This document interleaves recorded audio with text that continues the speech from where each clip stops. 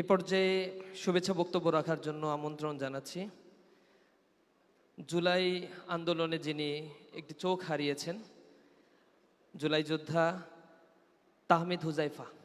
আমন্ত্রণ জানাচ্ছি জুলাই বিপ্লবের অন্যতম অগ্রসেনানী, যিনি জুলাই বিপ্লবে চোখ হারিয়েছেন, আমাদের প্রিয় তাহমিদ হুজাইফাকে।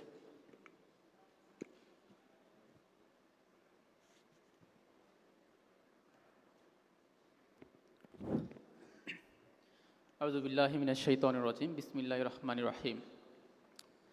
আজকের এই সুন্দর আয়োজনে উপস্থিত সম্মানিত অতিথিবৃন্দ, উপস্থিত আজকের আয়োজনের যারা মধ্যমণি, দেশের ছাত্র সংসদ নির্বাচনগুলোতে যারা বাংলাদেশ ইসলামী ছাত্র শিবিরের প্যানেল থেকে নির্বাচন করে জয়ী হয়েছেন, সবাইকে আমার পক্ষ থেকে সালাম জানাচ্ছি। আসসালামু আলাইকুম রহমতুল্লাহি ওয়া বারাকাতুহু।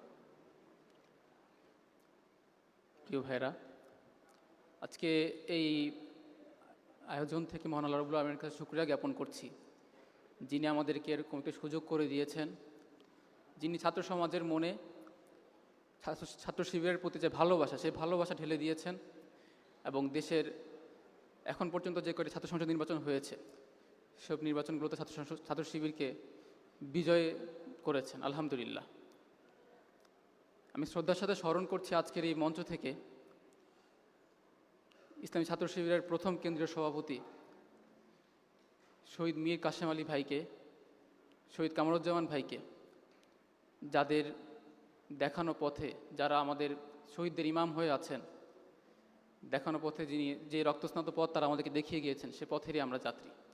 সেই সাথে স্মরণ করছি জুলাই আগস্টের মহান ছাত্র আন্দোলনের সকল শহীদ ভাইদেরকে এবং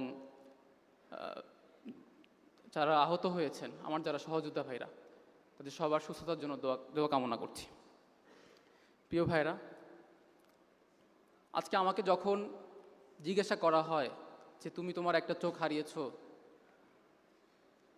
তুমি কি এর বিনিময়ে কি পেয়েছো, কিছু তো পাওনি, আমার তখন মনে হয় যে না, আজকে এমন একটি পরিবেশ পেয়েছি যেই পরিবেশে আমরা